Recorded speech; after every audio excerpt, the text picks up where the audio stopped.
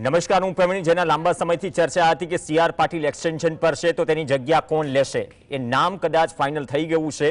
વિધિવત રીતે ઇલેક્શન કે સિલેક્શનની વાત હતી, પરંતુ ફોર્મ ન ભરાતા જે નામ મીડિયા માધ્યમોમાં સૌથી વધારે બબલ એટલે કે ચર્ચામાં હતું, જગદીશ પંચાલ, તેમને વિજય મુહૂર્તમાં કમલમમાં ફોર્મ ભર્યું. જો કે હજુ સત્તાવાર જાહેરાત બાકી છે. આવતીકાલે ચાર્જ સંભાળશે વિધિવત, કેમ કે બિનહરીફ થઈ ગયા છે. ઉમેદવારી ફોર્મ ભરતા ભાજપના નેતાઓ દ્વારા તેમને શુભેચ્છા પાઠવવામાં આવી. ભાજપના વરિષ્ઠ નેતા બાબુ જમનાદાસ પટેલ, સુરેશ પટેલ, આ તમામે તેમને શુભકામના પાઠવી હતી.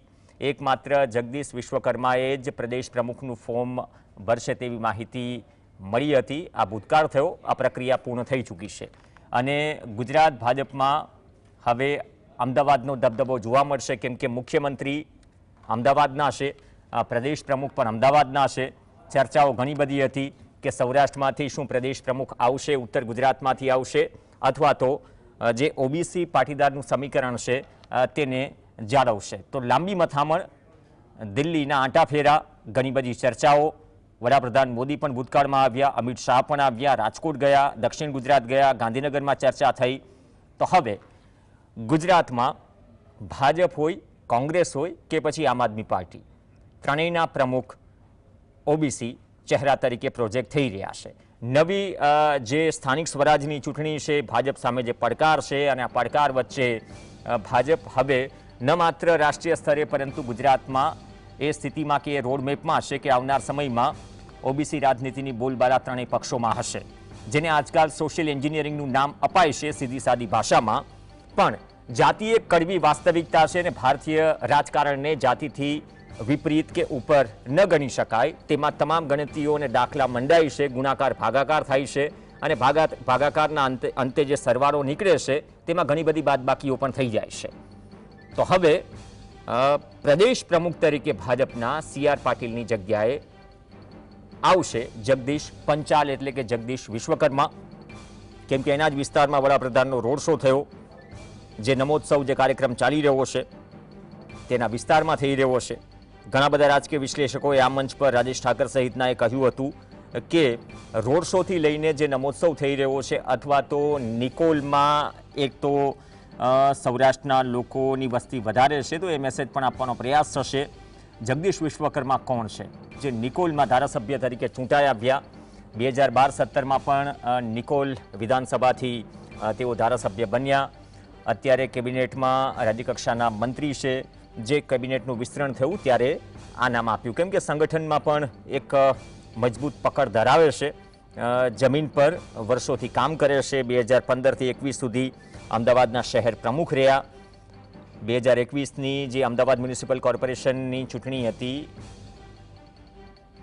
તેમાં પણ તે ઇન્વોલ્વ થયા. 192માંથી 160 સીટ પર જીત મેળવી. તો કોર્પોરેશનમાં જે મજબૂત નામ હતું ભૂતકાળમાં સંગઠનમાં, તેને ભાજપે આગળ કર્યું છે અને ઓબીસી ચહેરાને પ્રોજેક્ટ કર્યો છે. તો આવનાર સમયમાં હવે આ બોલબાલા અલગ સ્તર પર હશે અને આ નામ જાહેર થતાં જ હવે જે ગણતરીઓ બાકીની મંડાઈ છે એવું પણ કહેવાઈ રહ્યું છે, કેમ કે સૂત્રો તરફથી 5 થી 50 પ્રકારના સમાચારો ચાલતા હોય છે. એમાંથી એક લાઇન સોશિયલ મીડિયા પર એ પણ ચાલી રહી છે કે દિવાળી પહેલાં મંત્રીમંડળનું વિસ્તરણ થઈ જશે. તો હવે ચર્ચાએ જોર પકડ્યું છે કે વિસ્તરણમાં કેટલાના નામ કપાશે, કેટલા નામ ઉમેરાશે, કોનું જે ખાતું છે એ બદલશે, અને આ ખાતું બદલાશે તો તેમાં જે આંતરિક પક્ષમાં નારાજગી છે તેને કેટલી પ્રાયોરિટીમાં લેવાશે.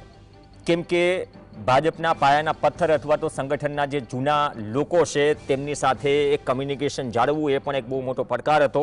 કેમ કે પત્રની માધ્યમથી જે પત્રો મીડિયામાં લીક થાય છે, અથવા તો કોઈ સમસ્યા હોય અથવા તો પક્ષમાં કોઈ રજૂઆત હોય એ ન સંભળાય એવી ઘણી બધી ફરિયાદો ભૂતકાળમાં થઈ ચૂકી છે.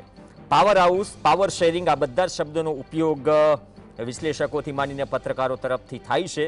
પણ હવે ગુજરાતમાં જે પાર્ટી 3 દાયકાઓથી શાસન કરી રહી છે નવા રોડમેપ સાથે, કેમ કે ઘણી બધી વસ્તુઓ થઈ. આદિવાસી બેલ્ટમાં નવા તાલુકાઓ જાહેર થયા. એવી પણ ચર્ચા હતી કે હવે જ્યારે અમદાવાદમાંથી જ સીએમ અને પ્રદેશ પ્રમુખ છે તો મંત્રીમંડળમાં શું સૌરાષ્ટ્ર, ઉત્તર ગુજરાત, મધ્ય ગુજરાતનો દબદબો જળવાશે. જે અમિત શાહે સંમેલન રાજકોટમાં કર્યું, એ રાજકોટના સંમેલન પછી જયેશ રાદડિયાથી માંડીને કોઈ પાટીદાર ચહેરો અથવા તો ઓબીસી ચહેરો જે મજબૂત તરીકે પ્રસ્થાપિત થાય સૌરાષ્ટ્રમાં આટલી બધી સીટો હોવા છતાં, તો શું એ મેસેજ આપવાનો પ્રયાસ એ મંત્રીમંડળના વિસ્તરણમાં પણ થશે એ નામ ત્યારે આવશે ભાજપ જ્યારે ઓફિશિયલી જાહેર કરશે. પણ આ ગણતરીઓ, આ ચર્ચાઓ અત્યારથી જ શરૂ થઈ ગઈ છે. આ ચર્ચાઓ જે આ નામ મહદઅંશે ફાઇનલ થાય તે પહેલાં હતી, હવે થોડી બદલાશે તો ચહેરા બદલાશે, ખાતાઓ બદલાશે કે પછી ઘણું બધું બદલાશે. તો આખરે ભાજપના સુકાની ગુજરાતમાં બદલાયા છે. CR પાટીલની જગ્યા મહદઅંશે લેશે જગદીશ વિશ્વકર્મા.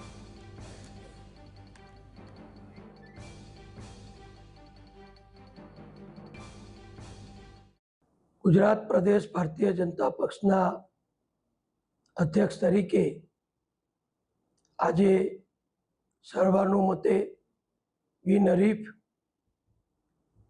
ગુજરાતના અગ્રણી ભાજપ કાર્યકર, અગાઉ અમદાવાદ શહેરના અધ્યક્ષ રહી ચૂક્યા છે એવા શ્રી જગદીશભાઈ વિશ્વકર્માની સર્વાનુમતે નિયુક્તિ થઈ છે.